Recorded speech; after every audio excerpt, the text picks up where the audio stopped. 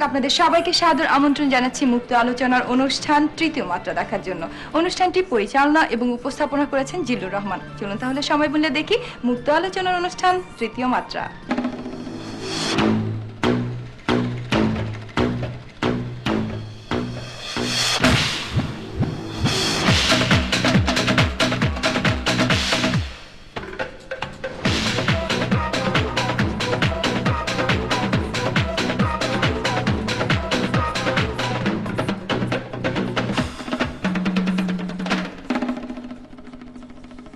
প্রিয় দর্শক, সাম্প্রতিক বিষয় মুক্ত আলোচনার অনুষ্ঠান তৃতীয় মাত্রা দেখবার জন্য আপনাদের প্রত্যেককে সাদর আমন্ত্রণ। আজকে এই মুহূর্তে দেশের সর্বশেষ রাজনৈতিক পরিস্থিতি নিয়ে কথা বলবার জন্য আমাদের সঙ্গে স্টুডিওতে উপস্থিত আছেন আমার বায়ে ক্ষমতাসীন দল বাংলাদেশ জাতীয়তাবাদী দল বিএনপি থেকে নির্বাচিত জাতীয় সংসদ সদস্য এম নুরুল ইসলাম, এবং আমার ডানে আছেন প্রধান বিরোধী দল বাংলাদেশ আওয়ামী লীগ থেকে নির্বাচিত জাতীয় সংসদ সদস্য মোহাম্মদ মোতাহার হোসেন। কেমন আছেন আপনারা? আমরা ভালো আছি। আপনাদের পরিচয় কি কতদিনের? মানে আপনারা দুজনই জাতীয় সংসদ সদস্য। আমি তো এইবারই প্রথম। আমি বলছি যে আপনাদের দুজনের মধ্যে পরিচয়টা। আমাদের পরিচয় তো আরো বেশি হতো যদি ওনারা নিয়মিতভাবে সংসদে আসতেন। মানে আপনাদের কি আজকেই পরিচয় হচ্ছে? না, আজকে ওনাকে আমি চিনি, কিন্তু আমাদের সংসদে আমাদের যে অ্যাবসেন্টটা, সেই কারণে আমাদের মানে পরিচয়ের সূত্রটা মানে কথা হচ্ছে আজকে প্রথম। আজকেই প্রথম কথা হচ্ছে। সংসদে দেখা হয়েছে, ব্লকে একই ব্লকে থাকি, কাজে দেখা না হওয়ার তো কোনো কারণ নাই। কথা হয়েছে, ওই অর্থে পরিচয়টা হয়েছে আজকে। এটি একটি দুর্ভাগ্যজনক। ডিবেট করার সুযোগটা আজকেই পাইছি, যেটা সংসদে পাই না। এটি একটি দুর্ভাগ্য আমাদের জাতির জন্য যে জাতীয় সংসদ সদস্য হওয়া সত্ত্বেও আপনারা সেই অর্থে বিতর্ক করবার সুযোগ পাচ্ছেন না। জি, আপনার কাছে আমার প্রথম প্রশ্ন, আপনি জানেন যে এই মুহূর্তে দেশের সবচাইতে আলোচিত একটি বিষয় হচ্ছে যে বলা হচ্ছে ক্ষমতাসীন দল ব্যর্থ, প্রধান বিরোধী দল তাদের দায়িত্ব পালনে ব্যর্থ। তো এটি গুজব আছে যে তৃতীয় শক্তির উত্থান। এর সঙ্গে যুক্ত হয়েছে সাবেক রাষ্ট্রপতি, যিনি আপনাদের দলের এক সময়কার অত্যন্ত গুরুত্বপূর্ণ একজন নেতা ছিলেন, অধ্যাপক ডক্টর বদরুদ্দোজা চৌধুরী, তার পত্রপত্রিকার বিভিন্ন সাক্ষাৎকার। আরও পেছনে গেলে আপনাদের জাতীয় স্থায়ী কমিটির অন্যতম একজন সদস্য কর্নেল অবসরপ্রাপ্ত অলি আহমেদ, তার একটি সাক্ষাৎকার। আরও পেছনে গেলে সাবেক স্পিকার, যিনি আপনাদের দলের অত্যন্ত শীর্ষ নেতা, কিছুদিন আগে লন্ডন হাই কমিশনার ছিলেন, তারও একটি সাক্ষাৎকার। ওনারা প্রত্যেকেই বলছেন যে দেশে এখন চরম সংকট বিরাজ করছে, সরকার তার দায়িত্ব যথাযথভাবে পালন করতে পারছে না বা ব্যর্থ হচ্ছে। বিরোধী দল সম্পর্কে একই কথা। আপনি পরিস্থিতিটাকে কিভাবে দেখছেন? আমার তো মনে হয় সংবাদপত্রে যে সমস্ত সংবাদ বেরিয়েছে তাতে তৃতীয় শক্তির অভ্যুদয়ের আমি কোনো সম্ভাবনা দেখি না। তার কারণ মূল স্রোতধারা থেকে বিচ্ছিন্ন হয়ে আজও পর্যন্ত বাংলাদেশে কোনো শক্তির অভ্যুদয় ঘটেনি। আজকে বিএনপি আজকে এটা ঠিকই হয়তো সব সংকট সময় মতো হয়তো মোকাবেলা করতে না পারলেও আজকে তাদের আন্তরিকতার যে অভাব নেই, এটা কিন্তু বারবার এটা প্রমাণিত হয়েছে। সুতরাং আজকে এমন কোনো অবস্থার সৃষ্টি হয়নি যে আজকে দেশে তৃতীয় শক্তির অভ্যুদয়ের আমি কোনো সম্ভাবনা দেখি না। আপনি কি মনে করছেন? না, এইটা তো তৃতীয় শক্তি, বিএনপি ব্যর্থ হয়ে গেছে, তো বিএনপি কিছুই করতে পারতেছে না। এই ঐক্যজোট আসলে কিছু করতে পারতেছে না, পারতেছে আইন শৃঙ্খলা রক্ষা করতে, না পারতেছে অন্ন বস্ত্র বাসস্থানের ব্যবস্থা করতে, না পারতেছে শিক্ষা অঙ্গনগুলো চালাইতে, না পারতেছে, কিছুই করতে পারতেছে না। যেখানে অরাজকতা, যেখানে খুন খারাপি, সবখানেই তো তারা চালাইতে পারতেছে না। কাজেই তো মানুষ মনে করবে যে না, এরা যখন পারলো না তখন আরেকজনকে আসুক, দ্বিতীয় শক্তি আওয়ামী লীগ দিয়েও কিছু হবে না। হ্যাঁ, এইটা লোকজন এখন না দ্বিতীয় শক্তির চিন্তা না, লোক চিন্তা করতেছে যে এখন তৃতীয় শক্তিটা কে হবে। ইন কোর্স অফ টাইম এটা কিন্তু প্রমাণ হয়ে যাবে। তার মানে আপনি বলছেন যে তৃতীয় শক্তির একটি প্রয়োজনীয়তা, আপনি কি সেই তৃতীয় শক্তির সঙ্গে যোগ দেবেন কিনা? না, তৃতীয় শক্তি বলতে তো আমি এটাই মিন করি যে এই সরকার ফেল করলে আর একটা শক্তি ক্ষমতায় আসবে আর কি। এখানে তৃতীয় শক্তি মিন এটাই করে আর কি, যে আর একটা পরিবর্তন আসবেই আর কি। কেননা তারা ব্যর্থ হয়ে গেছে। তারা ইলেকশনের সময় বলছিল যে আমরা এগুলো সব করব, আইন শৃঙ্খলা রক্ষা করব, আমরা এখানে ল অ্যান্ড অর্ডার ঠিক করব, আমরা শিক্ষা প্রতিষ্ঠান ঠিকভাবে চালাবো, দেশের অর্থনীতি ঠিক করব, সবখানে ঠিক করার কথা বলছিল। কিন্তু এখন একটাও করতে পারতেছে না, সবখানেই দলীয়করণ, যার ফলে লোকজন তো বেসিক্যালি এটা চিন্তা করতেছে যে আর তো যারা চিন্তা করছে তারা কিন্তু চিন্তা করছে যে আওয়ামী লীগেরও দ্বিতীয় শক্তি হিসেবে কোনো সম্ভাবনা নেই, তারাও ব্যর্থ। না, আওয়ামী লীগ তো এখন ক্ষমতায় নেই, এখন ব্যর্থ হওয়ার কোনো, আওয়ামী লীগ তো যখন ক্ষমতায় ছিল তখন তো ব্যর্থ হয়নি, খাদ্য সংসম্পূর্ণ হয়েছে, আইন শৃঙ্খলার উন্নয়ন হয়েছে, রাস্তাঘাট, পুল কালভার্ট, এই বিদ্যুৎ, এগুলো তো সব দেশের মোটামুটিভাবে আওয়ামী লীগ কিন্তু ব্যবস্থা একটা করছে, মানুষ সুখে ছিল। তখন 98 এত বড় বন্যায় সারা বিশ্ব বলছিল যে 1 কোটি লোক মারা যাবে, বিবিসি ভয়েস অফ আমেরিকা বলছে, কিন্তু কই মরে নাই তো। এখন তো এই অবস্থা, আমি উত্তরবঙ্গের লোক, কাজে এখানে দেখেন যে হারে মঙ্গা, এই অল্প 2 বছরেই মঙ্গা সৃষ্টি করা হয়েছে, এবং সৃষ্টিটা এটা আর্টিফিশিয়াল, এটা সরকার পক্ষ এবং সরকার সৃষ্টি করছে এই দলীয়করণের কারণে। তার কারণ প্রতিটা ইউনিয়ন কমিটি, থানা কমিটি সবখানে দলের লোকজন, এবং এরা ভিজিডি সবখানে ভাগ নেয়, যার ফলে তো এটা হচ্ছেই আর কি।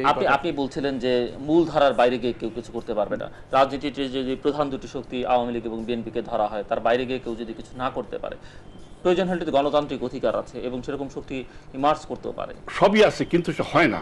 কেন হবে না? বাস্তব ক্ষেত্রে এটি কি মাননীয় সংসদ সদস্য, এটি কি প্রধান দুটি দলের কোনো চিরস্থায়ী বন্দোবস্ত বাংলাদেশে? আজকে একথা পরিষ্কার করে ক্ষমতার রাজনীতিতে আপনারা দুটো দিন বলা ভালো যে একটু আগে যিনি আমাদের সামনে কথা বললেন, সেই প্রসঙ্গে আমরা পরে যাই, হ্যাঁ। ওনার প্রসঙ্গে আমি আসবো পরে। আমি বলতে চাচ্ছি যে এটি কি আপনাদের এই দুই দলের কোনো চিরস্থায়ী বন্দোবস্ত কিনা বাংলাদেশের শাসন ক্ষমতা? দুই দলের চিরস্থায়ী নেই, কিন্তু দুই দলের প্রতি মানুষের যে আস্থা, এটা প্রমাণিত হয়েছে বিগত নির্বাচনে, যে তারা কিন্তু আজকে 4 দলীয় ঐক্যজোটকে আজকে 2/3 মেজরিটিতে তারা পার্লামেন্টে আজকে পাঠিয়েছে। আপনি বলছেন প্রমাণিত হয়েছে, উনি বলছেন যে আপনারা চরমভাবে ব্যর্থ হয়েছেন। একইভাবে আপনি তো নিশ্চয়ই পরে কি বলবেন সেটি সহজেই অনুমেয়।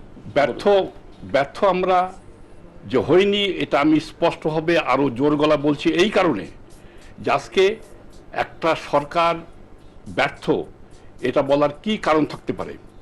আজকে এই সন্ত্রাসের জন্ম কিন্তু 4 দল ঐক্যজোট আমলে হয়নি, এই সন্ত্রাসের জন্ম হয়েছে আজকে আওয়ামী লীগ আমলে। আমি খুলনার কথা স্পষ্টভাবে আর কি বলতে পারি যে খুলনায় আওয়ামী লীগের আগে এই সমস্ত চরমপন্থী বা সন্ত্রাসী গ্রুপ তারা কিন্তু কখনোই মাথা চাড়া দিয়ে উঠতে পারেনি, কিন্তু আওয়ামী লীগ আমলে তারা রিহ্যাবিলিট হয়েছে। এমনকি আওয়ামী লীগ আমলে তাদের সাধারণ ক্ষমার মাধ্যমে তাদের মুক্ত করে দিয়ে একটা ভাঙাচোরা রাইফেল জমা দিয়ে তাদের আনসারে তাদের এমবডিড করা হয়েছে, এবং পরবর্তীতে সেই অস্ত্র ভাণ্ডার নিয়ে আনসাররা বিভিন্ন অঞ্চলে আর্মস লুট করে তারা যে সন্ত্রাসের রাজত্ব কায়েম করেছে, এটা কিন্তু আওয়ামী লীগ আমলেই এটা রিহ্যাবিলিট হয়েছে। বর্তমান 4 দলীয় জোট এই সন্ত্রাস নির্মূল করার লক্ষ্যে তারা একের পর এক মানে যৌথ বাহিনী দিয়ে, এমনকি এই ক্লিন হার্ট অপারেশন আমরা লক্ষ্য করেছি। এই ক্লিন হার্টের সময় যৌথ বাহিনী এমনভাবে সারা বাংলাদেশে তারা অপারেশন চালায় যে সন্ত্রাসীরা গা ঢাকা দিয়ে তারা কোথায় চলে গেছে খুঁজে পাওয়া যায়নি। বিগত অধিক সময় আপনারা 2টো পর্যন্ত মেয়েরা তারা প্রকাশ্যে মার্কেটিং করেছে, কেনাবেচা করেছে, সেখানে সন্ত্রাস রাস্তায় নেই।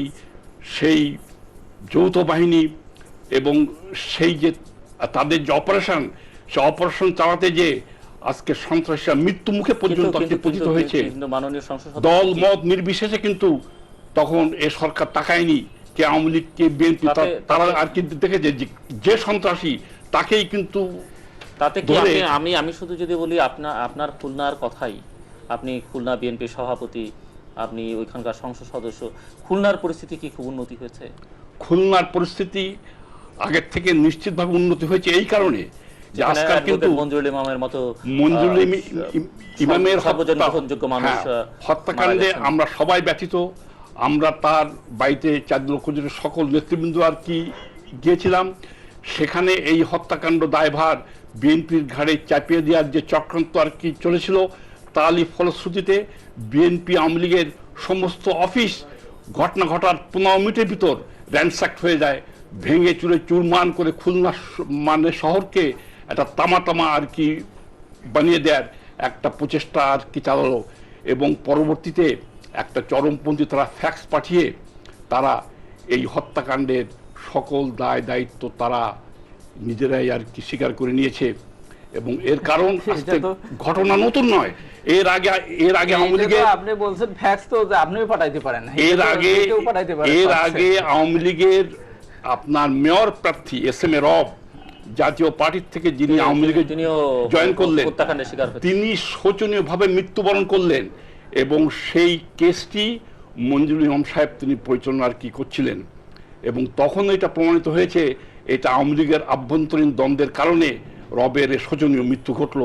এটা খুলনা শহর কেন, এটা বাংলাদেশের সব পত্রিকায় এটা প্রকাশিত হয়েছিল যে রব হত্যাকাণ্ডের পিছনে আজকে কারা আছে উনি বোধহয় কিছু না বলতে চাইছিলেন, এইটা আমরা একটু শুনি আমরা। এইটা তো উনি যেটা বলছেন যে আওয়ামী লীগের আমলেই সন্ত্রাসী, তা ওনার কথা অনুযায়ী আওয়ামী লীগ এখনো গভর্নমেন্টে আছে এবং ওনারা ক্ষমতায় আসছেন অনন্তকালের জন্য।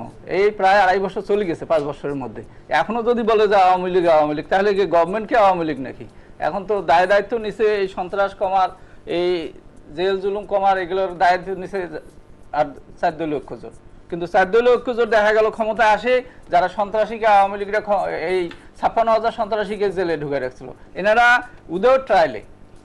এই হিসেবটা আসলে কত? আপনারা কখনো বলছেন 70,000, কখনো বলছেন 56,000, কখনো 54,000, কখনো 48,000। না, এইটা প্রকৃত হিসাবটি কি আপনাদের কাছে আছে বা আপনাদের জানা আছে? না, এইটা প্রথমে একটা অর্ডার দিয়েছিল ওনারা 48,000, তারপর পরে আরো 7,000, এই 55,000, পরে আরো 1,000। আমাদের হিসাবে আর কি এইরকম একটা অবস্থান আর কি, যে এনারা প্রথমেই সন্ত্রাসী বের করে দিয়ে দিচ্ছে জেলখানা থেকে। ওইখানে যদি চার্জশিট হতো, ওইখানে যদি ট্রায়াল হতো, তাহলে তো এই আপনার যে 62,000 বলি আমরা, 62,000-এর মধ্যে 10,000ও তো অন্তত পক্ষে এই জেল জুলুমে থাকতো আর কি, তাদেরকে ওনারা ফ্রি করে দিয়ে দিল। আর আওয়ামী লীগ তো এখন ক্ষমতায় নেই, এখন ক্ষমতা আছে বিএনপি, দায়িত্ব বিএনপির উপরে। বিএনপি আর 4 দলীয় জোটে দেখবে যে দেশে সন্ত্রাস হচ্ছে, সন্ত্রাস বন্ধ করা, এবং সন্ত্রাস বন্ধ করা খুব ইজি। আমি মনে করি উইদিন 3 মান্থস এই সন্ত্রাস বন্ধ করা যাবে, যদি সরকার আন্তরিক হয় আর কি। সরকারের লোকেরা থানা, ডিসি অফিস, এসপি অফিসে বসে থাকা চলবে না আর কি। এনাদের ডাইরেকশনেই তো কেস এন্ট্রি হয়, আবার ফাইনাল রিপোর্ট দেয়, আবার কেস নেয় না। আপনাদের সময় কি তাই হয়েছিল? হ্যাঁ, না, আমাদের সময় তা হয় নাই। সে সময় আমার তো এলাকায় কথাবার্তা হচ্ছিল যে আমার এলাকায় আমি দেখছি প্রচুর সন্ত্রাস যে হচ্ছে। ওখানে তখন আওয়ামী লীগ ক্ষমতায় ছিল না, ওখানে জাতীয় পার্টির এমপি ছিল, ক্ষমতা রাষ্ট্রীয় ক্ষমতা রাষ্ট্রীয় ক্ষমতায় ছিল, কিন্তু আমাদের ওই লোকেরা ওইখানে আমরা থানা বা ওই জেলা অফিস আমরা কিন্তু তখন যাইনি। এখন তো দখল করে নিয়েছেন আপনারা, তা এখন আপনারা সবখানেই তো এটা করতেছেন। আজকে প্রতিটা ইউনিয়ন কমিটি, থানা কমিটি, জেলা কমিটি, এই school committee, primary school, secondary school, শিক্ষক নিয়োগ, সবখানে দলীয়করণ। এবং দলীয়করণ ছাড়া তো এনারা কোনো কিছু করতে পারবে। আইন শৃঙ্খলা তো এনারা এই জন্যই আজকে অবনতি তারা ঘটাচ্ছে। এবং ইচ্ছে করলে আমি বলছিলাম যে 3 মান্থস এই জন্যই করা যাবে, যে যার কাছে অস্ত্র পাওয়া যাবে, যে সন্ত্রাসী করবে, যে রাজধানী করবে, যে ব্যক্তিগত মত, হ্যাঁ, তাকে যদি ধরা যায়, এইখানে দল ধরা চলবে না, এইখানে দলমত নির্বিশেষেই এই ব্যবস্থা নিতে হবে। কিন্তু এখন তো সে ব্যবস্থা নেই। এখন ধরে বিএনপিকে ধরে ছাড়ি দাও, আর অন্য পার্টি আওয়ামী লীগকে ধরো। আমি একটু বলি, ক্লিন হার্ট অপারেশন এটা প্রমাণিত হয়েছে যে এই সরকার দলমত নির্বিশেষে তারা ক্লিন হার্টের সময় যাদের গ্রেপ্তার করলো, এটা প্রমাণিত যে সেখানে কিন্তু আওয়ামী লীগ, বিএনপি, জাতীয় পার্টি, জামাত দেখা হয়নি। যারা সন্ত্রাসী, যাদের বিরুদ্ধে আর কি রিপোর্ট রয়ে গেছে, তাদের কাছ থেকে অস্ত্র বের করার লক্ষ্যে আজকে যৌথ বাহিনী ক্লিন হার্ট অপারেশন আর কি চালিয়ে গেছে, এবং তার সুফল আমরা হাতে হাতে পেয়েছি। এখানে একটা জিনিস বলা প্রয়োজন, আওয়ামী লীগ আমলে আজকে শ্রীফলতলা ইউনিয়নের চেয়ারম্যান আবুল হোসেন হাওলাদার, সেই ইট ভাটা শ্রমিক ইউনিয়নের সে ছিল সভাপতি খুলনায়, শ্রীফলতলা আর কি ইউনিয়নে, আমার নির্বাচন এলাকায়। সে যখন চিঠি পেল তাকে হত্যা করা হবে, সে কয়েক হাজার লোক নিয়ে খুলনা শহরে মিছিল করে ডিসির কাছে যে প্রাণ ভিক্ষা চাইল, যে ডিসি সাহেব আমাকে প্রাণ ভিক্ষা দেন। ডিসি সাহেব তাকে অ্যাসিওর করে বলল, তোমরা যাও, আমরা আর কি দেখছি। সেই আবুল হোসেন হাওলাদার লোকজন নিয়ে শ্রীফলতলায় তার ইউনিয়ন কাউন্সিল অফিসে বসা মাত্র পরপর কয়েকটা বোম তার রক্তাক্ত দেহ না, তার মাথা ছিন্ন ভিন্ন করে মুহূর্তের ভিতর একটা জীবন্ত মানুষকে মৃতদেহে পরিণত করলো। যার সেই জানাজায় আমরা 4 দলীয় ঐক্যজোট থেকে আমরা তার জানাজা সেখানে আর কি শরীক হয়েছিলাম। এবং তখনকার দিনে সকল হত্যাকাণ্ড হতো রাজনৈতিকভাবে এবং রাষ্ট্রীয়ভাবে, শুধু ওখানে নয়, রূপসা একটা পপুলার চেয়ারম্যান মহিয়াট ইউনিয়নের, তাকে প্রকাশ্য দিবালোকে দাঁড়িয়ে খুন করা হলো, কারণ সে আওয়ামী লীগ করতো না। একটার পর একটা, শুধু এইভাবে নয়, আমি যদি বলতে হয়, আমাকে যদি তথ্য দেন, সময় দেন, আমি প্রমাণ করে দেবো যে ওই সময় রাষ্ট্রীয়ভাবে আজকে যারা আওয়ামী লীগ করতো না বা আওয়ামী লীগকে যারা ক্ষতি করতে পারতো, সে যে কোনো দলের আর কি লক্ষ্য হতো না কেন, রাষ্ট্রভাবে তাদের হত্যা করার নীল নকশা তখনই আর কি তৈরি হয়েছিল। এবং আমরা আতঙ্কগ্রস্ত হয়ে গেছিলাম যে আজকে বোধহয় এরপরে কে আসবে, এরপরে কে আসবে, সমস্ত চেয়ারম্যানরা ভয়ে সন্ত্রস্ত হয়ে কেউ শহরে আর কি বাস করতো না। তাদের সেই সন্ত্রাসীদের রিহ্যাবিলিট করে, তাদের সাধারণ ক্ষমার মাধ্যমে তাদের মার্জনা করে দিয়ে, তাদের সবাইকে বের করে দিয়ে, কাউকে আনসার, কাউকে পুলিশ, কাউকে চাকরি দিয়ে সুপরিকল্পিতভাবে সেই সমস্ত সন্ত্রাসীদের সেখানে রিহ্যাবিলিট করা হয়েছে। ইট ইজ এ ফ্যাক্ট, এবং ফ্যাক্ট বলেই সেটা তো আপনি বলবেন আর কি, যে এটা আপনারা তো ক্ষমতায় আছেন ভাই, এখন কেন আপনারা 4 দলীয় জোট এটা পারতেছেন না? এখনো কি আওয়ামী লীগ ক্ষমতায় আছে যে আওয়ামী লীগের ডিকটেশনে হচ্ছে এগুলো? এটা ঠিক, কিন্তু এটাও ঠিক, এখন কিন্তু রাষ্ট্র হবে এটা করা হয় না।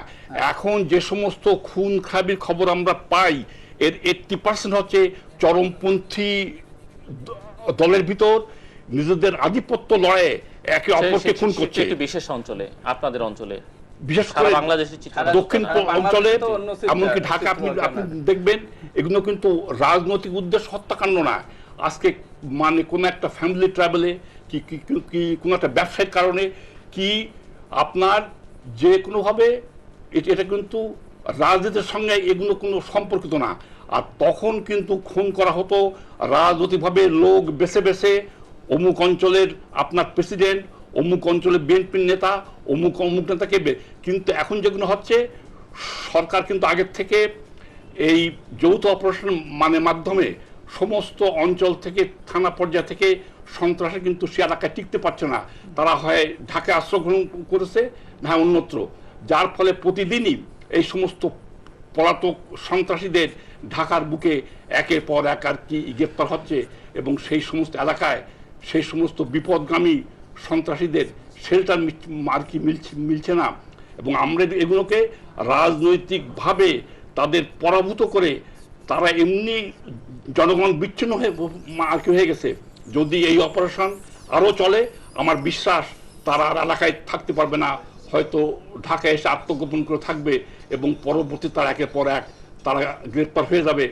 এবং এটা তো প্রত্যেক দিনই কাগজে আর কি দেখা যায়, নাম করা আর কি সন্ত্রাসী তারা এলাকায় এসে ঢাকায় তারা গ্রেপ্তার হয়ে যাচ্ছে, এবং এর নাম সংবাদপত্রে প্রতিদিনই আর কি বেরোচ্ছে। এটা কিন্তু ফ্যাক্ট না। এইটা তো আপনি বললেন, কিন্তু সন্ত্রাসী দিক তো আপনারা ছেড়ে দিলেন, দিয়ে এখন এগুলো করাচ্ছেন। এখন আপনারা বলেন যে আগে তো আপনারা 70 হোক বা 50,000 হোক, ওনাদের সময় যাদের বিরুদ্ধে মামলা হয়েছিল, গ্রেফতার করেছেন, তাদের মামলা তো আপনারা এইখানে আপনারা মন্ত্রণালয় থেকে এক চিঠি দিয়েই এটা শেষ করে দিলেন। ও কেস ইনভেস্টিগেশন হচ্ছে, যেটি আমার প্রশ্ন সেটা হচ্ছে যে ক্লিন হার্ট অপারেশনের সময় যাদের ক্লিন হার্ট অপারেশনের কথা আপনারা বলেন, ক্লিন হার্টে এই যে 48 জন লোক মারা গেল বিনা বিচারে, যারা সফিস্টিকেটেড ফোর্স, তাদের হাতে বিনা বিচারে লোকগুলো মারা গেল, অথচ আপনারা সংসদে বিল পাস করে নিলেন যে এর কোনো বিচার করা যাবে না।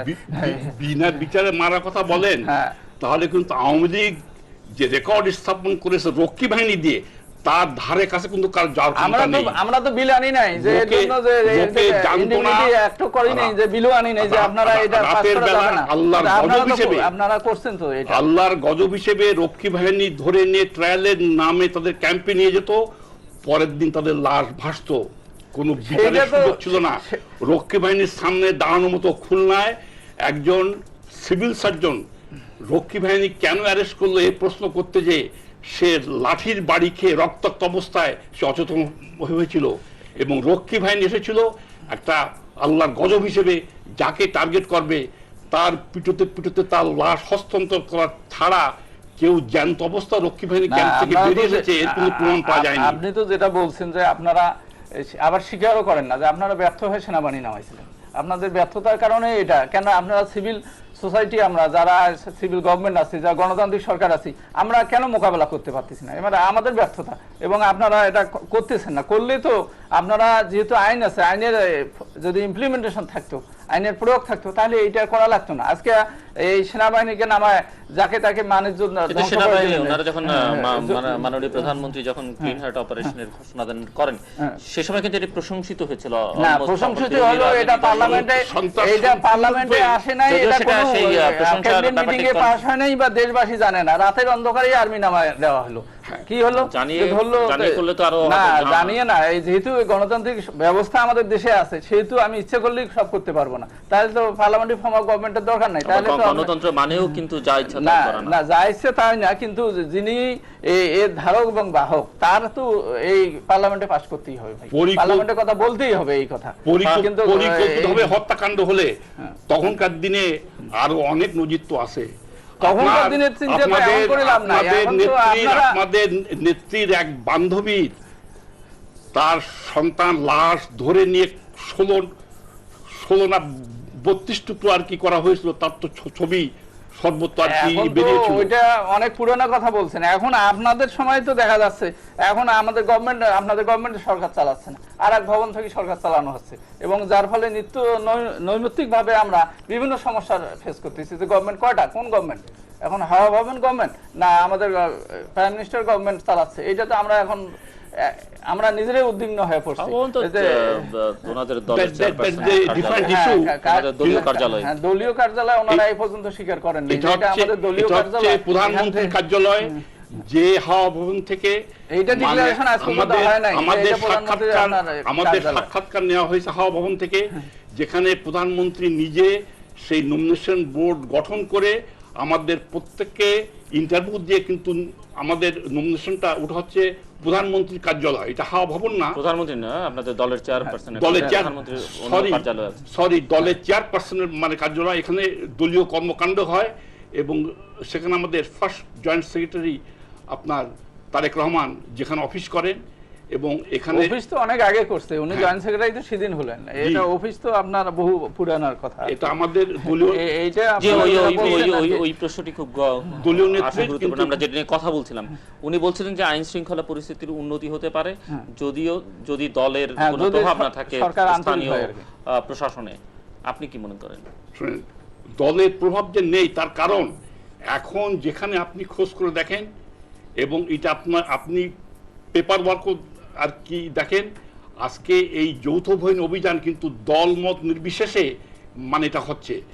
আওয়ামী লীগ আমলের সময় এত মিথ্যা কেস হয়েছে, যেটা আগে বলছিলাম যে আবুল হোসেন হাওলাদার চেয়ারম্যান, তার হত্যাকাণ্ডের কিন্তু আসামি হলো কিন্তু সাধারণ লোক। যেখানে যত হত্যাকাণ্ড হয়েছে সাধারণ লোক, বিএনপির লোক এবং সাধারণ মানুষকে আসামি করে তাদের বিরুদ্ধে কেসে সেই ওয়ারেন্টগুলো আর কি রয়ে গেছে।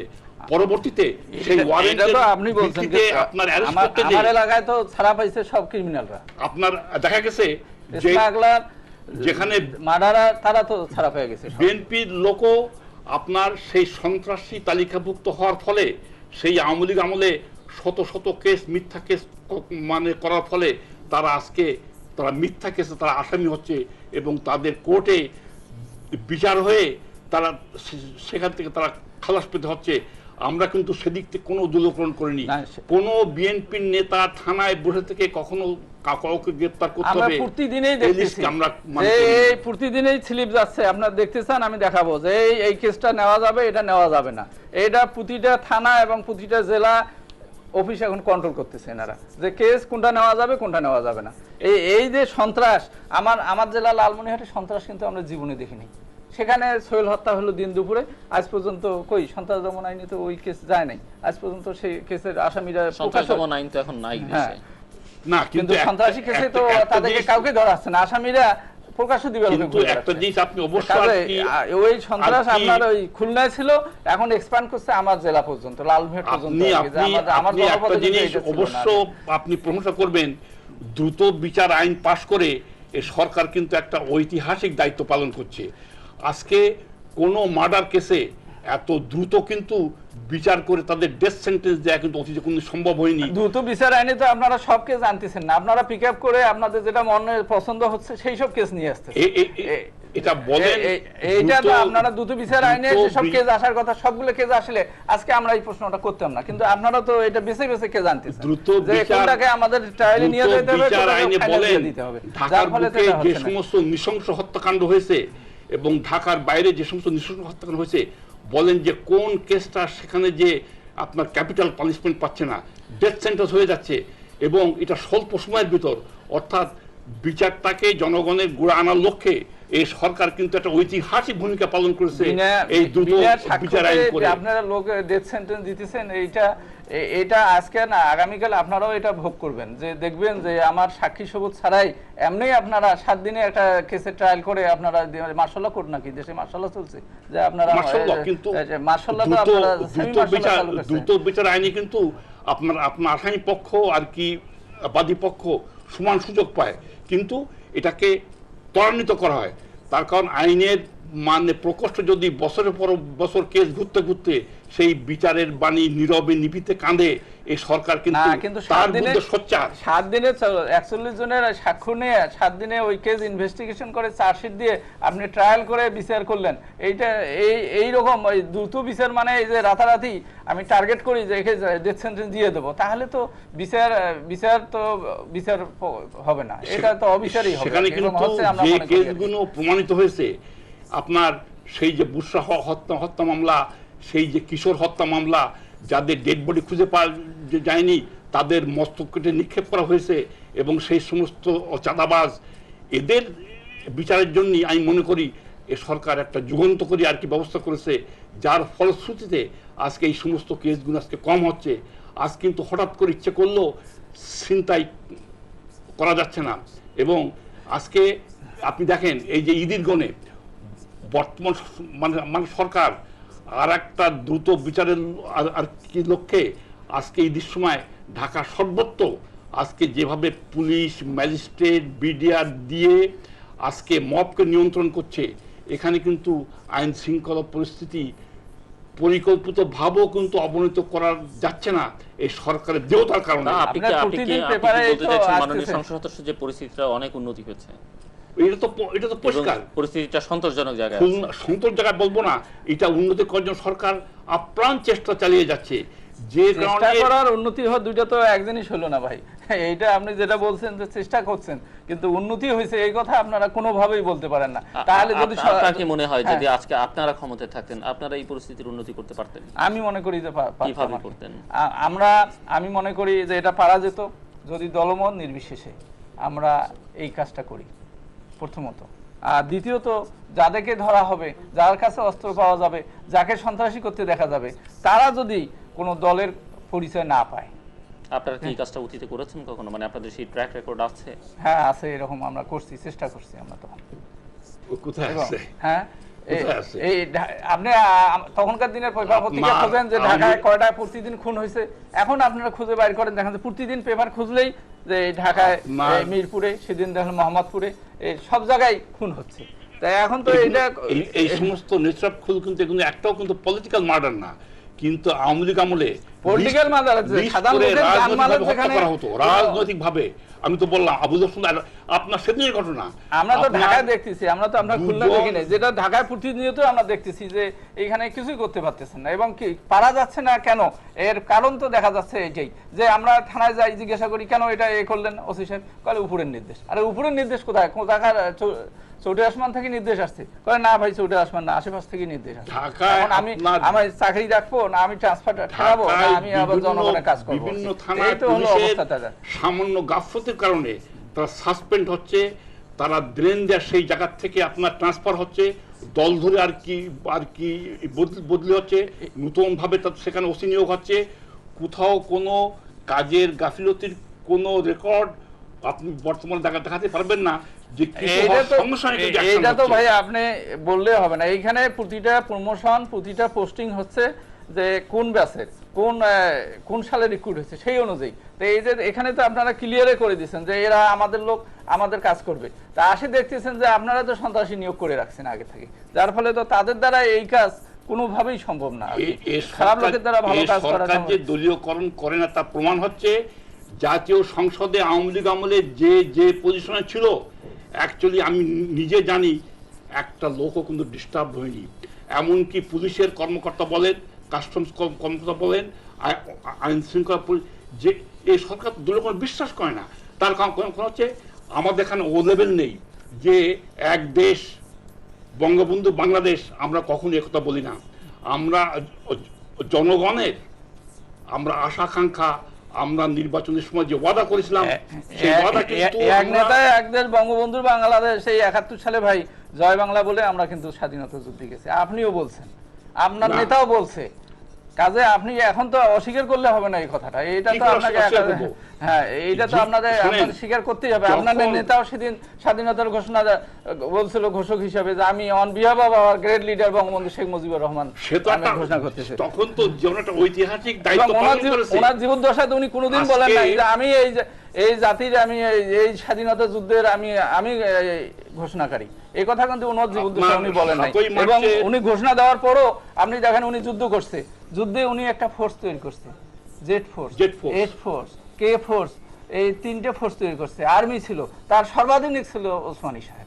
কাজে উনি আপনারা যে কথাটা এখন বলতেছেন, এখন শুনি তো আমাদের হাসি লাগে যে এই কথা এনারা কেন, যে উনি তো জিয়া রহমান সাহেব থাকলেও এখন হাসতেন আপনাদের কথায়, যে এরা বলে কি যে মাথা খারাপ হয়ে গেছে নাকি? না, কিন্তু কি করে বলবো? কেন আমি উনি তো নিজেই বলছে আমার গ্রেট লিডার বঙ্গবন্ধু শেখ মুজিবুর রহমান, শুনেন, উনি নিজেই জয় বাংলা বলছে। আর এখন আপনারা বললে কোন যে বলে না এগুলা তো এটা জনগণকে ঠিক না রে। ঐক্যবদ্ধ করার লক্ষ্যে আজকে গোটা দেশবাসীকে পাক হানাদার বাহিনীর কামানের গুলার স্বীকার করে দিয়ে যে নেতা আত্মসমর্পণ করে পাকিস্তানে চলে যায়, কোনো দিক নির্দেশনা না দিয়ে 7ই মার্চের ভাষণেই তার সেই সম্পূর্ণ দিক নির্দেশনা কোনো আছে। এখন দিক যদি আপনি নির্দেশনা নতুন ভাবে না বলেন এই দিয়ে কথা, তাহলে তো আর আপনি যুদ্ধে গেছেন কিনা ভাই? যখন আমি সেটা তাহলে তো অবশ্যই গেছি। হ্যাঁ, তাহলে আপনি যে তখন জয় বাংলা বলছেন কিনা, জয় বঙ্গবন্ধু বলছেন কিনা? না, এখন তো জয় বঙ্গবন্ধুর কোনো প্রয়োজন এই জন্য ছিল না। হ্যাঁ, যে কে তখন বলছিলেন? the বলছেন great তো আপনি। leader জিয়াউর রহমান কালুরঘাট বেতারকান্দ দখল করে নিয়ে সমস্ত দেশ একটা অনিশ্চিত অবস্থা ছিল, কি হয় না হয় জানি না,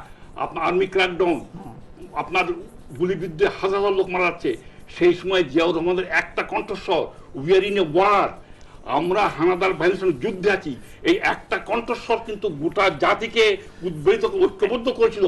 এই সত্য অস্বীকার লাভ নেই। একটা সেন্টেন্স বললে তো হবে না, আপনার সম্পূর্ণ সেন্টেন্সটা বলতে হবে যে এই বলছে আর কি, I declare independence of Bangladesh on behalf of our great leader Bangabandhu Sheikh Mujibur. কিন্তু শেষ এখানে ক্লিয়ার কাট কথাটা তো আছে। আর এইখানে তো আপনি এই যে শোনেন। ডিবেটে আনেন কেন? একদিন আমরা এগুলো ডিবেট করি তো আমরা পিছাচ্ছি। না। এই 71 সালে যাচ্ছি, আমরা এখন যাব, সারা বিশ্ব আজকে ছুটি চলছে, এই যে সবাই সামনের দিকে যাচ্ছে, কিভাবে মানে দেশের সেটা আপনি উন্নতি বলুন যে আইন শৃঙ্খলা পরিস্থিতি এখন উন্নতিটা কিভাবে হতে পারে? আপনিও বলছেন যে স্বীকার করে নিচ্ছেন যে কিছুটা হলো পুরো আইন পরিস্থিতিটা শৃঙ্খলা সন্তোষজনক পরিস্থিতি নয়। নিশ্চিতভাবে উন্নতির লক্ষ্যে এই জন্য আর কি যাবে। আজকে সন্ত্রাসীরা বিভিন্ন চরমপন্থী গ্রুপের নেতারা তারা কোনো এলাকায় তারা শেল্টার পাচ্ছে না, শেল্টার পাচ্ছে না বলে সে সমস্ত শেল্টার ছেড়ে দিয়ে তারা ঢাকা আশ্রয় নিচ্ছে এবং ঢাকার থেকে এক এক করে তারা গ্রেপ্তার হয়ে যাচ্ছে। এবং জনগণকে মোটিভেট করার লক্ষ্যে আজকে জনগণ সেই সমস্ত বিপদগামী চরমপন্থীর সঙ্গে নেই।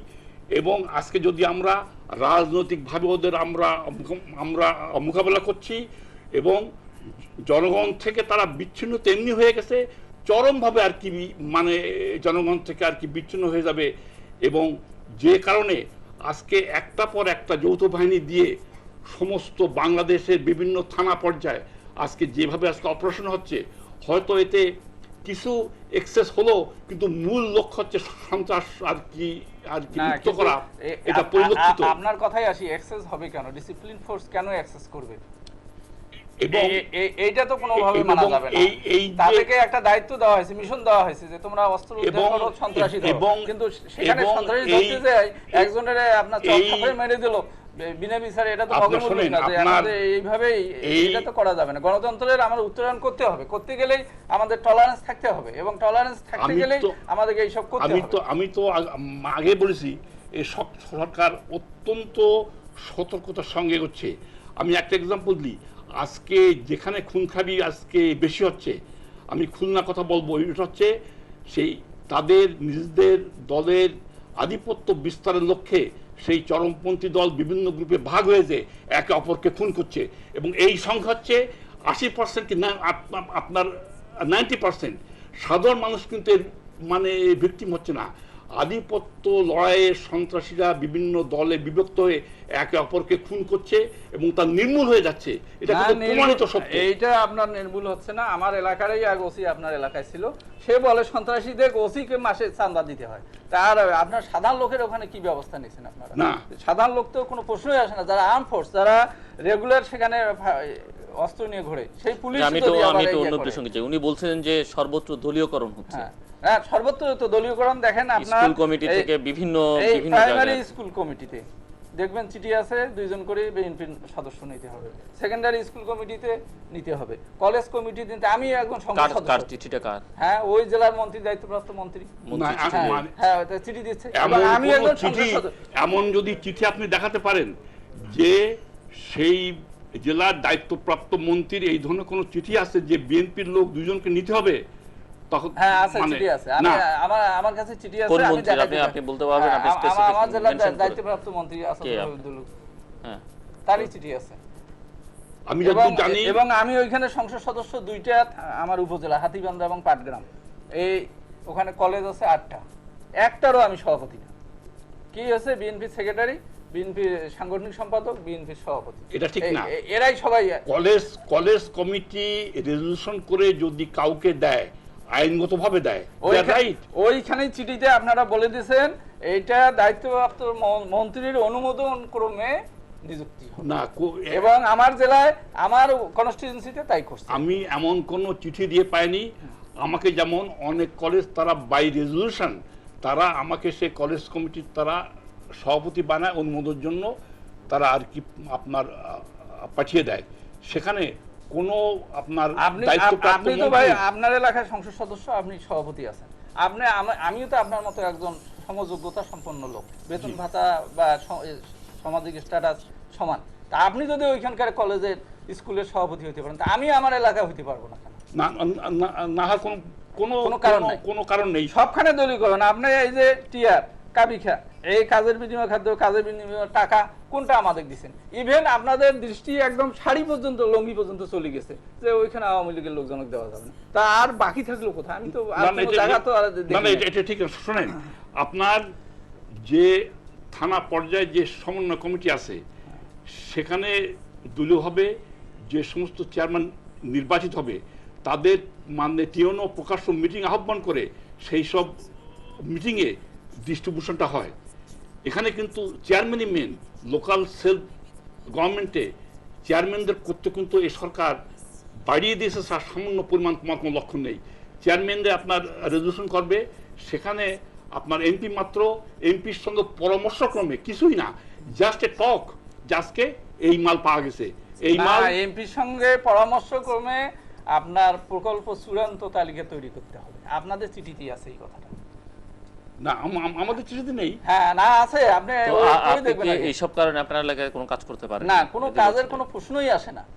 এখন তো মানিকজুট বাছাই, সেখানে সমস্যা। আর কাজ কি? না, যেমন আমি বলছি, মানে শুধু আমার এলাকা নয়, আজকে প্রত্যন্ত অঞ্চলে আজকে আপনার মানে বেড়িবাঁধ বলেন, রাস্তা বলেন, ব্রিজ বলেন, কালভার্ট বলেন, মানে স্কুলের মানে বিল্ডিং বলেন, স্কুলের উন্নয়ন বলেন, ব্যাপক হারে হচ্ছে। কোথায়? আমি তো ভাই আমার এলাকায় এই যে 2 বছরে অতিক্রম হলো, আমি ওই আপনার 1 টাকাও এ পর্যন্ত বরাদ্দ দেওয়া হয়নি। কোনো কাজ, 1 ইঞ্চি রাস্তা পাকা হয়নি, একটা ব্রিজ কালভার্ট হয় নাই, একটা স্কুলের বিল্ডিং হয় নাই।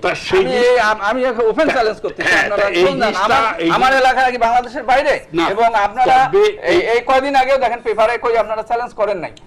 পেপারে সবগুলো পেপারে হেডিং এ আছে 800 কোটি শাইলঙ্গি বিএনপির এমপি দিয়েছে, আর কাউকে দেওয়া হয়নি। কই পরের দিন তো বলেন নাই যে না সবাইকে দেওয়া হয়েছে, আপনারা তো বলেন নাই, চ্যালেঞ্জ করেন নাই। এটা তো প্রমাণ হয়ে গেছে যে আপনারা এটা করতেছেন, আপনারা গভর্নমেন্ট এটা করতেছে। সংসদ ছিল একটা উন্মুক্ত জায়গা। আজকে যে কথাগুলো আপনি আমাকে বলছেন, আর যদি আমরা বহুবার বলছি, আপনি দাঁড়িয়ে আপনি পরিষ্কার করে বলতেন এই হচ্ছে ডিসপ্যারিটি, কিন্তু সে সংসদে প্রকাশ আলোচনার মুখটাকে আপনার বন্ধ করে দিয়ে আপনার আইন শৃঙ্খলা পরিস্থিতিকে আপনি হরতাল করে যাচ্ছেন, অথচ সংসদে দাঁড়িয়ে হরতালকে আপনারা বন্ধ করছিলেন। হরতাল তো গণতান্ত্রিক প্রক্রিয়া একটা সিস্টেম, যে গভর্নমেন্টের প্রোটেস্ট করার মতো একটা সিস্টেম। আর কি করা? এখানে কি জ্বালাপোড়াও করবো আমরা? এখানে হরতাল একটা হলো আমাদের ডেমোক্রেটিক রাইট, আমরা এই রাইটকে অবশ্যই। হরতালই তো দেখি আমরা জ্বালাপোড়া বেশি হয় সব সময়। হ্যাঁ, যখন প্রোটেস্ট করতে যায়, যখন বাধা দেয়, তখন তো বাধা দিলে লড়াই জিততে হবে। এটা তো আপনারা জানেন। কিন্তু এই ব্যাপারে কি আপনারা সংসদে দাঁড়ায় আপনি এখন মানে আর কি যেটা বলছেন, যদি এই দাবি আমাদের পূরণ না হয় আমরা অমুক তারিখ থেকে হরতালে যেতে আর কি বাধ্য হবো, এমন কোন একটা এক্সাম্পল আছে? অবশ্যই আপনাকে দাবি দেওয়া হয় এবং 7 দিন 10 দিন আগে এইটা জানানো হয় যে অমুক দিন আমাদের হরতাল, আপনারা এই ব্যবস্থা নেন, না হলে আমরা হরতালে যাব, আলটিমেটাম দেওয়া হয়, তারপরে আমরা হরতালে যাই। এবং আপনি যে কথাটা বলছেন যে সংসদ হলো স্থান এই কথা বলার, আপনার কথাটা ঠিক আছে, এবং আমরা গেলামও। আমরা কয়টা কর্মদিবসে অনুপস্থিত আছি এ পর্যন্ত আপনি হিসাব করেন। আমরা কি কি বলেছি সংসদে, আপনারা কয়টা করছেন, ওইখানে আপনারা ক্লাসিফাইড করেন কি আওয়ামী লীগ হলো কত 1/5 সময় দিবে। আপনারা হলেন গভর্নমেন্ট পার্টি, আপনারা বিল আনলেন, আপনারা বাজেট আনলেন, আপনারা রাষ্ট্রপতির ভাষণ দিলেন, আমরা আলোচনা করব, ক্রিটিসাইজ করব, তখন আপনারা ক্লাসিফাইড করলেন যে আপনাদের অংশ হলো 1/5, কিন্তু পার্টি দুইটা, একটা হলো গভর্নমেন্ট পার্টি, একটা হলো অপোজিশন। কিন্তু কাজে আপনারা তো ওইখানে আমাদের কথা বলার সুযোগই দিচ্ছেন, আমাদের নেত্রীর আপনারা মাইক অফ করে দিতেছেন, আমাদের নেতাদের মাইক অফ করে দিতেছেন, আবার বলেন যে আপনারা কথা বলেন। আমাদের আমি নিজেই এই 1 মিনিটের উপরে আজ পর্যন্ত কথা বলার সুযোগ পাইনি, যখনই দাঁড়াই আপনার এই যে 1 মিনিটে আর কি বলবেন, বলার কোনো সুযোগ আছে? আমার পরিষ্কার আর কি মনে আছে যে যে কদিন আওয়ামী লীগ বা আপনাদের নেত্রী সংসদে আর কি উপস্থিত ছিল, আপনার হিসেব মতো কিন্তু ফ্লোর আপনাদের আর কি বেশি দেওয়া হয়েছে। আমার পরিষ্কার মনে আছে আপনাদের দলীয় আর কি নেত্রী শেখ হাসিনা রেকর্ড সমান আপনার আর কি সংসদে আর কি বক্তৃতা করেছে, এবং যে সমস্ত ল্যাঙ্গুয়েজ দিয়ে সরকারি দলকে আক্রমণ করা হয়েছে, অনেক সময় আমাদের শরীর জ্বলে গেছে, কিন্তু আমরা নীরবে আর কি সহ্য করার জন্য যে বিরোধী দলের নেত্রী এই কথা ঠিক না। আপনারা এই যে আপনার মন্ত্রী সাহেবরা পর্যন্ত যে গালাগালি করছে আমাদের, আমরা তো সংসদ থেকে আপনারা চান যে আমরা সংসদে থাকি না, এটা কিন্তু আপনাদের একটা প্রি প্ল্যান যে এইরকম বললে বিরোধী দল ওয়াকআউট করবে, ওয়াকআউট করলে আমরা বলছি এবং আমরা আলটিমেটাম দিছি, আমরা সিপি এর কথা বলছি যে এগুলো হবে, আপনারা বলেন যে না এগুলো দরকার নাই, এবং স্পিকার সাহেব স্পষ্টই বলে ফেললেন যে বিরোধী দল ছাড়া তো ভালোই চলছে সংসদ। এখন বিরোধী দলের যেখানে গুরুত্ব নাই, আপনার স্পিকার বলে বিরোধী দলের ছাড়াই ভালো চলতেছে, তাহলে আর আমরা কিভাবে মনে করি যে আপনারা যেটা এখন জনগণ যদি বলে যে আপনাদের আমরা ভোট দিয়ে পাঠালাম, আপনারা সংসদে গেলেন না কেন? না, আমরা তো সংসদে গেছি, আমরা কথা বলার চেষ্টা করছি, কারণ কথা বলতে দেয়নি, আমরা কথা বলতে, তার মানে আপনাদের সামর্থ্য নেই কথা বলবার? না, কথা বলার সুযোগই দিচ্ছে না তো। আপনার দুইটা বাজেট অধিবেশনেই আপনি ধরেন, ওই বাজেট অধিবেশনে বিএনপি বলছে 18 ঘন্টা, আমরা বলছি 5 ঘন্টা কত মিনিট। এইবারে বাজেট অধিবেশনে বিএনপি বলছে 24 ঘন্টা কত মিনিট, আমরা বলছি 4 ঘন্টা কত মিনিট। এই তো ওনারা কথা বলার রেকর্ড, এগুলো তো রেকর্ড দেখতে হবে, এমনি ওনারা বললেই হবে না যে আমরা সুযোগ দিতেছি। আমি আর কি মানে এমন আর কি দেখেছি, একজন মন্ত্রী দাঁড়িয়ে ফ্লোর চাচ্ছে, ওই সময় আপনাদের একজন এমপি দাঁড়িয়ে আর কি বক্তব্য রাখবে, স্পিকার সাহেব মন্ত্রীকে বসিয়ে দিয়ে ফ্লোর আপনারা ছেড়ে দিয়েছেন। এইটাই নিয়ম, এটা অপোজিশনকে সুযোগ দিতে হবে কথা বলার জন্য। এবং যতক্ষণ উনি মাউথ আপনার মানে বক্তব্য করতে পারেন, উনি উনার মাইক কিন্তু একবার অফ করা হয়নি। সবারই মাইক আমাদের অফ করে দিয়েছেন আপনারা। একজনের কথা হয়েছে আলাদা। আজকে আপনি যে কথা বলেন যে আপনারা এই সংসদীয় গণতন্ত্র বা এটা লালন পালন করছেন, আপনি নিজে বলেন আপনারা তো সংসদে আছেন, আপনাদের সংসদীয় কমিটির কয়েকদিন মিটিং হয়েছে, আজ পর্যন্ত আমরা হিসাব দেখি একটা মিটিং হয়েছে। 2 বছরে আপনারা সংসদীয় কমিটির একটা মিটিং করলেন, হ্যাঁ, একটা বা দুইটা। আমরা তো রেগুলার সংসদীয় কমিটির মিটিং করি, আমরা আলাপ আলোচনা করি। গণতন্ত্র কোথায়? আপনাদের মধ্যে তো গণতন্ত্র নেই। সংসদীয় কমিটি যেমন আমাদের নৌ পরিবহনের মিটিং ছিল, আজকেও আমরা সেখানে প্রায় 2-3 ঘন্টা পর্যন্ত আমরা নৌ পরিবহন আর কি মিটিং করেছি। আপনি বলছেন সংসদীয় স্থায়ী কমিটির সভার কথা, উনি বলছেন আপনাদের সংসদীয় দলের সভার কথা। সেটা আমাদের দলীয় ব্যাপার না, এটা তো এই দলীয় ব্যাপার তো এখানে আসবে না। এখানে তো আপনার শুনেন, এটা কিন্তু বিএনপির অ্যাবসলিউটলি বিএনপির পার্লামেন্টারি পার্টি অ্যাফেয়ার্স, এবং আমাদের যে মানে পার্লামেন্টারি পার্টির যিনি আর কি নেত্রী, আমাদের প্রধানমন্ত্রী বেগম খালেদা জিয়া, ইনি সার্বক্ষণিকভাবে ইনি পার্লামেন্টের মেম্বারদের সঙ্গে আর কি যোগাযোগ রাখেন, মন্দিরের সঙ্গে আর কি যোগাযোগ রাখেন, টাইম টু টাইম আমাদের সঙ্গে মত বিনিময়। এদিক থেকে পার্লামেন্টের দরকার ছিল না, এমনিই তো আলাপ আলোচনা করে আপনারা চালাইতে পারতেন, তাহলে পার্লামেন্টে এত না সেটাই বলছেন ওনাদের দলীয় সিদ্ধান্তের ব্যাপার।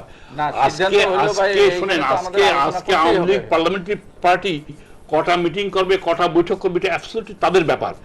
আমরা আপনাদের হস্তক্ষেপ করি না। আমরা চাই যে গণতন্ত্র সঠিকভাবে আর কি মানে চর্চা হোক। গণতন্ত্র সুসংহত করতে গেলেই তো ভাই এটা আসতে হবে, আমার কথা আমাকে বলতে দিতে হবে। এটা আপনাদের দলের অভ্যন্তরে কি গণতন্ত্রের চর্চাটা আছে? আমাদের তো রেগুলার মিটিংই হয় আর কি, আমাদের এমন কোনো মাস নাই যে আমাদের মিটিং হচ্ছে না আর কি। সংসদীয় দল সংসদীয় দলের মিটিং হচ্ছেই প্রতি মাসেই, প্লাস আমাদের দলীয় মিটিং আলাদা, কিন্তু সংসদীয় তো আমরা মিটিং করতেছি, আমাদের নেত্রীকে সঙ্গে নিয়েই আমরা মিটিং করতেছি, আলাপ আলোচনা করতেছি আমরা এই সব ব্যাপারে কি করা যাবে, কি স্ট্যান্ড নেওয়া যাবে, আমরা কিভাবে ইয়ে করব। কিন্তু আমরা সংসদে যা দেখতেছি যে আমরাই বোধহয় সরকারি দল, ওনারা বিরোধী দল। ওনারা করে কি, বললাম যে আমাদের 1/5 দেয় সময়, মানে ওনারা কিসের কি আমাদেরকে সুযোগ দেবে যে বিরোধী দল এগুলো ক্রিটিসাইজ করুক, আলাপ আলোচনা হোক, গণমাধ্যমগুলোতে যাক, সব দেশবাসী বুঝুক। ওনারা না, এই ওনাদের দিক থেকে একটা বক্তব্য আছে যে ওনাদের যেহেতু অনেক সদস্য, তাদের অ্যাকোমোডেট করবার ব্যাপার আছে, তাদের বক্তব্য রাখবার ব্যাপার আছে, তাদেরও তো না, কিন্তু দল আমাদের এই রিপোর্ট আমাদের সময় আছে, আমাদের সময় দেখবেন যে বিভিন্ন অধিবেশনে আপনার বিশেষ করে এই বাজেট অধিবেশনে এবং প্রেসিডেন্ট ভাষণেই দেখবেন যে সময় কিন্তু 1 মিনিট বেশি হলেও বিরোধী দল বেশি পাইছে। সদস্য সংখ্যার সঙ্গে কথা না, দল ওখানে দুইটা, গভর্নমেন্ট ওনারা বেশি পেলে তখন ওনারা তো বর্জন করেছেন, ওনারা তো ছিলেন না। কিন্তু আমার জানা মতে আপনাদের নেত্রীর উপস্থিতিতে আপনার আওয়ামী লীগের স্পিকার আপনার মাইক নিয়ে পরিষ্কার যিনি হাত তুলেছেন তাকেও কিন্তু সেই সুযোগটা পরিপূর্ণভাবে তিনি আর কি ভোগ করেছেন। বরঞ্চ স্পিকারের আমার কাছে মনে হয়েছে যে পক্ষপাতিত্বমূলকভাবে তিনি বিরোধী দলকে বেশি সুযোগ দিচ্ছেন, যার ফলে আমরা কিছুটা অসন্তোষ প্রকাশ করছি। কিন্তু প্রমাণিত এইটা তো আপনার অসন্তোষ প্রকাশ আপনারা করবেনই, তার কারণে আপনার তো স্পিকার সাহেব বলে ফেলছেন যে বিরোধী দল ছাড়া খুব ভালো চলতেছে, তার মানে তার ইন্টেনশন হলো বিরোধী দল সেখানে না থাকে।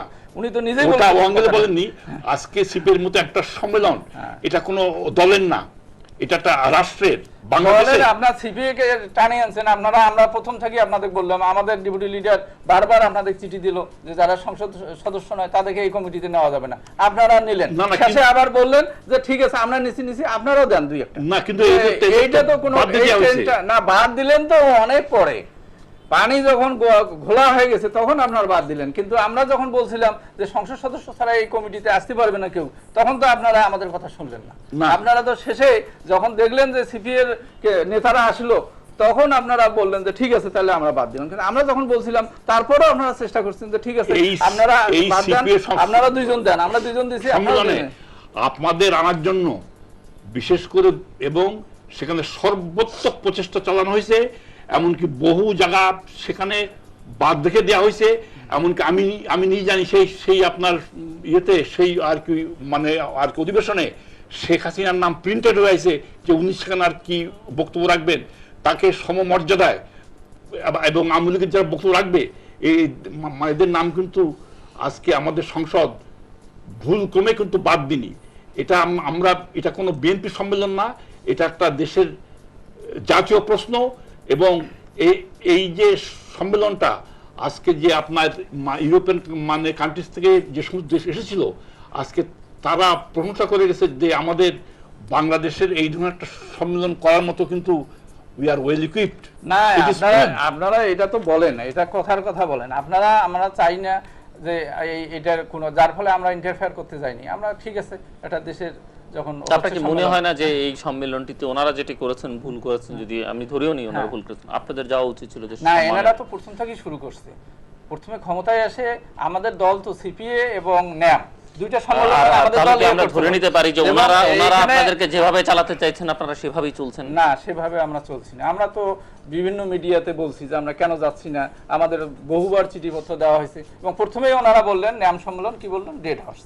এবং আমি নিজেই সংসদে প্রশ্নটা করছিলাম যে আপনারা বললেন ডেড হর্স, আর 61 জন লোক নিয়ে আবার সেই ন্যাম সম্মেলনে গেলেন ডেড হর্সের দাঁত গণার জন্য। এই কথাটা কিন্তু আমি বলছিলাম, সংসদে বলছিলাম। কাজে এনারা তো প্রথম থেকেই শুরু করছে, আওয়ামী লীগ যেটা করছে এটা বাদ দিতে হবে। এবং আওয়ামী লীগ না যায় এই জন্য বিতর্কিত দুই ব্যক্তিকে সেখানে পার্লামেন্টের মেম্বার নয় সেই জন্য ইনক্লুড করছে, যাতে আপনি সংসদে কথা বলেছেন। তাহলে হ্যাঁ বলছি আমি 1 মিনিটের বেশি সময় নেই, 1 মিনিটেই আমি বলছি। এবং ওইটা সংসদের রেকর্ডেই আপনারা পাবেন আর কি এই কথাটা, যে আমি বলছি যে ডেড হর্স বলি যেটা। এর বাইরে যে বিষয়গুলো আলোচনা হলো যে আইন শৃঙ্খলা পরিস্থিতি খারাপ, সংসদে যাচ্ছে না, সংসদ এর বাইরে কি জটিল অবস্থা আছে বলে মনে করেন? দেশের মানুষের সামনে সমস্যা, দ্রব্যমূল্য একদম ক্রয় ক্ষমতা সবারই বাইরে। বিশেষ করে আমার নর্থ বেঙ্গলের কথাই ধরেন, এখন এই যে মঙ্গা পরিস্থিতি, সরকার বলল এটা জাতীয় দুর্যোগ না, জাতীয় দুর্যোগ না। আমাদের এলাকা, আমি আগে বলছি আজকেও বলি, আমাদের সংসদেও এই কথাটা বলছি, এই উপস্থিত দর্শকদেরকে আমি এই কথা বলতেছি, আমাদের এলাকা গ্রেটার রংপুর 500 বছর পিছনে এই দিক থেকে। কেন পিছনে? সেখানে কর্মসংস্থান নাই, সেখানে কোনো কলকারখানা নাই, সেখানে মানুষ চাকরি করে দেশে না, এরকম সেখানে কোনো প্রবল প্রতাপশালী একজন রাষ্ট্রপতি ছিলেন না, সেই রাষ্ট্রপতি যিনি আপনাদের অঞ্চলের, এবং তাকে একচেটিয়া ভাবে ওই এলাকার মানুষ সমর্থন দিয়েছে বিভিন্ন সময়ে। কিন্তু তার ওনাকে দলকে। আমরা দেখি নাই, আমরা সেরকম উন্নয়ন করতে আমরা কিছু দেখিনি, এটা স্বতঃসিদ্ধ ব্যাপার। তাহলে এত সমর্থন পাচ্ছেন কেন উনি? না, এইটা ওই এখানে এলাকায় তো বিশেষ করে এইটা অঞ্চলে। আমাদের দেশের একটা এগো আর কি, যে এক এক জেলায় এক একজনের সমর্থন, এটা এগো। এইখানে কাজ করলো না করলো এটা কোনো দেখার বিষয় না, এটা হলো এই অবস্থা আর কি। কিন্তু আজকে এই পেপারে পত্রিকায় যখন আসলো, আমরা বিরোধী দলরা মাঝে মাঝে বলা শুরু করলাম যে আমাদের অভাব পড়ছে, তখন সরকার বলল যে না, কোনো অভাব নাই। এখন চৈতন্য ফিরছে যে না, অভাব আছে।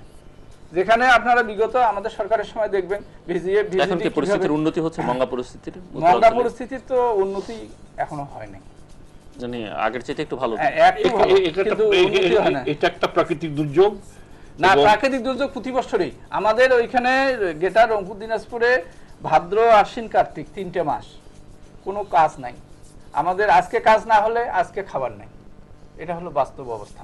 কেননা বিগত দিন থেকে ওই এলাকার ডেভেলপমেন্ট হয় নাই, উন্নয়ন হয়নি, কলকারখানা হয়নি, লোকজন চাকরি পায় নাই, লোকজন বিদেশে যায় নাই, যার ফলে তো আমাদের এই দুরবস্থা। আমাদের লোকেরা আজকে সবাই কৃষির উপর নির্ভরশীল। কৃষি কিন্তু বাস্তবেই সারপ্লাস আমাদের এলাকায় সারপ্লাস, কিন্তু সারপ্লাস কার? আমার ওই লোকের সারপ্লাস নাই, ওই লোকের ডেফিসিট। সেই এলাকায় সারপ্লাস কিনা? ওই এলাকায় সারপ্লাস, হ্যাঁ। কিন্তু যার এই এলাকায় যদি সারপ্লাস হয়, তো এর আমরা বেনিফিট সবাই পাবো না। সবাই পাবেন কেমন করে? আমার তো কর্মসংস্থান নাই, আমার ধান কাটা লাগলো, আমি কাজ পাইলাম, আমার ভাত হলো, আবার ধান কাটা শেষ হলো, আমার কাজ নাই। আপনি বলতে পারেন যে এখানে এত বেশি ধান চাল হয়েছে যে তার মানে দামটা সেই পরিমাণ আর কি বাড়েনি? না, এই সেটার সঙ্গে কোনো সম্পর্ক নাই। লোকের আমি বলছি কর্মসংস্থান নাই। আপনি এই একনেকের মিটিংয়ে সারা বছরের একনেকের মিটিংগুলো যোগ করবেন, কত হাজার কোটি টাকার একনেকে পাস হলো, আর ওই নর্থ বেঙ্গলের রংপুর দিনাজপুরের জন্য কয় কোটি টাকা বরাদ্দ হলো। উনি বলছিলেন যে দ্রব্যমূল্য এখনো মানুষের ক্রয় ক্ষমতার বাইরে।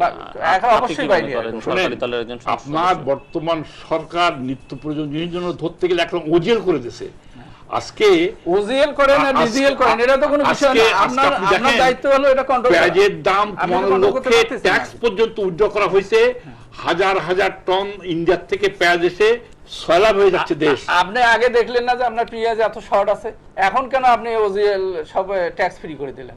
আপনি তো আগে থেকে এই প্রিপারেশনটা নেওয়া উচিত ছিল যে আমার পেঁয়াজ লাগবে, আমার চাল লাগবে, আমার ডাল লাগবে, আমার এই শোনেন, তখন তো আপনারা করেন নাই। এখন এটা শোনেন, এটা গণের সচেতন আর কি বাড়াতে হবে। আপনার দেখতে হবে যে কোন জিনিসের শর্টেজ আছে কিনা। আজকে অনেক সময় আপনার ব্যবসায়ীরা কৃত্রিম ভাবে সংকট সৃষ্টি করতে পারে। ব্যবসায়ী তো আউট অফ দ্য গভর্নমেন্ট না, ব্যবসায়ী তো উইদিন গভর্নমেন্ট।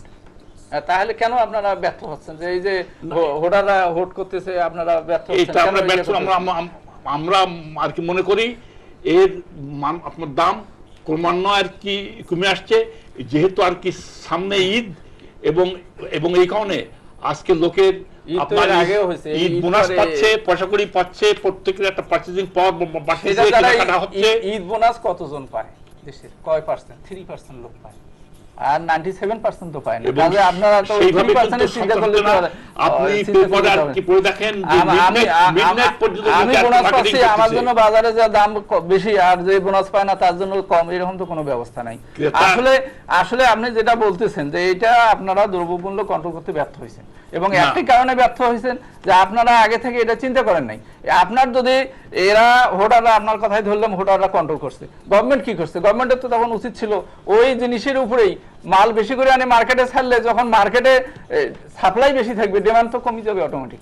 এই ডিমান্ড সাপ্লাইয়ের কথাটা তো আজকে না, এটা আমরা সারা জীবন শুনে আসছিলাম, কিন্তু সেই কাজটা তো এখন আমরা আর করতে পারছি। কিন্তু এটা যেভাবে দাম বাড়ার কথা ছিল, কিন্তু দাম আর কি বাড়তে পারেনি।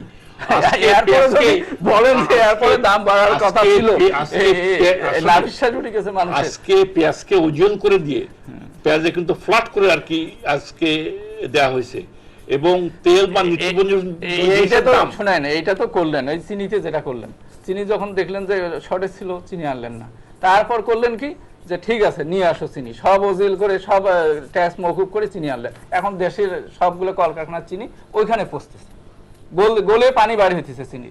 তো এইটা তো এইটা তো কোনো আমাদের সুশাসনের এই কথাটা আসে না। সুশাসন তখনই হবে যখন দেখবো যে আমার ট্রান্সপারেন্সি আছে, আমার কাজ করার অ্যাকাউন্টেবিলিটি আছে, আমি আমার গভর্নমেন্ট এর জন্য দায়িত্ব গ্রহণ করতেছে, আমি এইটাতে ফেল করছি, আমি আমার মন্ত্রী আমার দপ্তরের লোকেরা রিজাইন করছে, অ্যাকাউন্টেবিলিটি সেখানে এস্টাবলিশড হবে। কিন্তু আমরা আজ পর্যন্ত এটা এস্টাবলিশ করতে পারি নাই, এবং এটা আমাদের সবারই এগো, এটা আমাদের ব্যর্থতা আমি মনে করব। যে এই দেশটাতে আমরা 9 মাসে স্বাধীন করলাম, এই স্বাধীনতা যুদ্ধে আমরা 30 লক্ষ লোক শহীদ হলো, 4 লক্ষ মা বোন ইজ্জত দিল।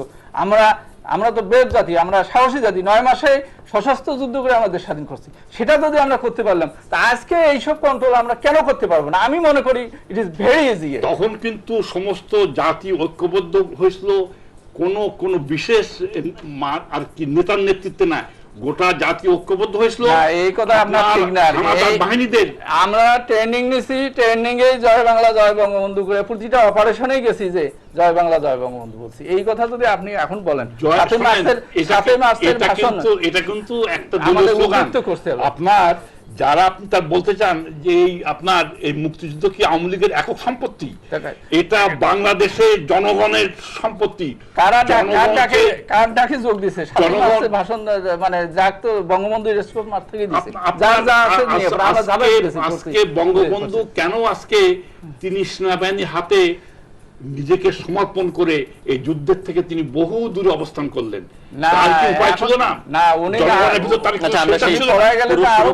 পুরনো বিতর্ক বাদ দিয়ে আলোচনা করি যে এই যে সমস্যাগুলোর এতক্ষণ আমরা আলোচনা করলাম, এই সবগুলো সমস্যা মিলিয়ে মানে দেশটাকে সমাধান করে এই সমস্যাগুলো সামনের দিকে আমরা কিভাবে নিয়ে যেতে পারি? আপনি প্রথমে বলবেন, আপনি পরে বলবেন। আমি মনে করি আমরা যদি আন্তরিকভাবে এই মোকাবেলা করার চিন্তা করি, আমার ধারণাতে পারবো আমরা। মানে আন্তরিকভাবে মোকাবেলাটা কি? আন্তরিকভাবে আমরা সবাইকে ডাকতে হবে, আসেন এই সমস্যাটা হয়েছে সবাই মিলে দলমত নির্বিশেষে ঐক্যমতের ভিত্তিতে আমরা এটা সমাধান করি। ওনারা আহ্বান করলে আপনারা যাবেন সেই ডাকে সাড়া দিবেন? হ্যাঁ, অবশ্যই যাব। এটা তো না যাওয়ার কোনো, আমরা তো এই দেশের লোক, এই দেশের আমরা চাই, এই দেশের উন্নয়ন চাই, এই দেশের মানুষের ভাগ্যের উন্নয়ন চাই। আমরা তো কি জন্য রাজনীতি করি? দুঃখী মানুষের মুখে হাসি ফুটাইতে চাই, আমরা তো অন্য কিছু করতে চাই না। এই কাজে এটা না পারার কোনো বিষয় না। আমি মনে করি যে আমাদের পার্লামেন্টে আমাদের মানে প্রধানমন্ত্রী, আমাদের দেশনেত্রী বেগম মানে খালেদা জিয়া বিরোধী দলকে বারবার করে আহ্বান জানান, আসুন আমরা ঐক্যবদ্ধভাবে দেশের প্রতিটি সমস্যা আমরা যুক্তভাবে আর কি মোকাবেলা করি। যে কোনো প্রশ্নে উনি সর্বদলীয়ভাবে উনি সবাইকে নিয়ে, সে সন্ত্রাস বলেন, দ্রব্যমূল্য বলেন, উন্নয়ন বলেন, মানে উনি কিন্তু বিরোধী দলকে বারবার আহ্বান আর কি জানিয়েছেন, কিন্তু বিরোধী দল তার ডাকে একটি বারো তো সাড়া দেয়নি। উপরন্তু আমাদের প্রান্তীয় প্রধানমন্ত্রী প্রত্যেকটা আহ্বানকে ওনার ব্যর্থতা করার জন্য দেশে এবং আর কি বিদেশে বাংলাদেশের বিরুদ্ধে তিনি বিএনপির বিরুদ্ধে বলতে যে দেশের বিরুদ্ধে এমন বক্তব্য আজকে রেখেছে। আপনি যেটা বলছেন এইটা আমি বলছি যে আমি বিতর্কটা বাড়াতে চাই না। এটা আমরা ছোটবেলায় আমরা কিভাবে এগিয়ে যেতে পারি, আপনার পরামর্শ কি? আজকে মানে উনি যেটা সম্পূর্ণ একমত। আজকে আপনার সরকারি দল এবং বিরোধী দল সবাইকে আজকে একত্রে আজকে প্রধানমন্ত্রী বেগম খালেদা জিয়া আহ্বান আর কি জানিয়েছেন যে আসুন আমরা একযোগে আমাদের দেশের সকল সমস্যা আমরা একযোগে মোকাবেলা করে এইটা তো আপনারা বলতেছেন কথায়, কিন্তু কাজে তো এটা নাই। আপনারা মনে করেন 196টা সিটা বিএনপির, এই 196টাই হলো উনি প্রধানমন্ত্রী, 196টা জায়গার লোকের। আমাদের জায়গার লোকের তো উনি প্রধানমন্ত্রী না। আমাদের লোকের এলাকায় উন্নয়ন হয় না, বরাদ্দ দেয় না, কোনো কিছু করে না। এটা তো আপনারা ডিভাইড অ্যান্ড রুল করতেছেন। আপনারা যদি ঔদ্ধত্য আহ্বান জানাইতেন, আজ পর্যন্ত ধরেন এই পার্লামেন্টেই আপনি পার্লামেন্ট বলতেছেন, পার্লামেন্টেই প্রধানমন্ত্রীর প্রশ্ন উত্তর পর্বে আমরা কতগুলো প্রশ্ন দিছি আজ পর্যন্ত? একটা প্রশ্ন আমাদের আসছে নাকি প্রধানমন্ত্রীর প্রশ্ন উত্তর পর্বে? আপনি অ্যাবসেন্ট থাকেন, আপনি করবেন কি? না, আমার প্রশ্নটা তো কে বলছে আমরা মানে বিরোধী দলে আমাদের প্রশ্ন নেওয়া হয়নি বলে তো আমরা যে ঐক্যবদ্ধভাবে সবাই মিলে আসলে সমস্যা মুখে ঐক্যবদ্ধ। কিন্তু দর্শক মণ্ডলী, আপনারা যারা আমাদের এই অনুষ্ঠান দেখছেন, আমাদের অনুষ্ঠান সম্পর্কিত যে কোনো মতামত জানিয়ে, এই অনুষ্ঠানে কাদেরকে দেখতে চান তাদের নাম জানিয়ে, তাদের কাছে কোনো প্রশ্ন থাকলে সেগুলো জানিয়ে আমাদের লিখতে পারেন। আমাদের লিখবার ঠিকানা পরিচালক, তৃতীয় মাত্রা, channel I, GPO box 2433, Dhaka 1000। আমাদের ইমেইল করতে পারেন এই অ্যাড্রেসে tmatra@ccn-media.com। আপনাদের চিঠিপত্র নিয়ে, আপনাদের মতামত নিয়ে আমাদের নতুন অনুষ্ঠান তৃতীয় মাত্রায় আপনি প্রচারিত হচ্ছে প্রতি শুক্রবার বাংলাদেশ সময় বিকেল 3:30টায়। আশা করি সেই অনুষ্ঠানটি আপনারা দেখবেন। মাননীয় সংসদ সদস্যবৃন্দ আলোচনা অংশ নেবার জন্য আপনাদের দুজনকেই অসংখ্য ধন্যবাদ। দর্শক মণ্ডলী, প্রধান দুটি রাজনৈতিক দলের দুজন সংসদ সদস্য দেশের প্রধান প্রধান সমস্যাগুলো নিয়ে আলোচনা করলেন, সেগুলো সমাধানের যে পরামর্শগুলো তারা দিলেন সেগুলো বাস্তবায়ন করবার জন্য যে পদ্ধতি গ্রহণ করা দরকার সেটি হচ্ছে সকল রাজনৈতিক দলের মধ্যে এটি ঐক্যমত্য, সে কথা ওনারা দুজনেই বলেছেন এবং এ বিষয়ে নিজেদের দলীয় সংকীর্ণতার ঊর্ধ্বে উঠে প্রত্যেকেই উদ্যোগী হবেন এই আশা আমরা করি এবং আমরা মনে করি যে আমাদের দেশের রাজনীতিবিদরা দেশপ্রেমিক হলে, সৎ হলে আমাদের দেশটাকে পৃথিবীর বুকে অত্যন্ত মর্যাদার আসনে আমরা প্রতিষ্ঠিত করতে পারবো। আমাদের সঙ্গে থাকবার জন্য আপনাদের অসংখ্য ধন্যবাদ। আপনাদের সঙ্গে আবার দেখা হবে আগামীকাল এই সময়ে। ততক্ষণ আপনারা ভালো থাকুন, সুন্দর থাকুন, সুখে থাকুন এবং সুস্থ থাকুন।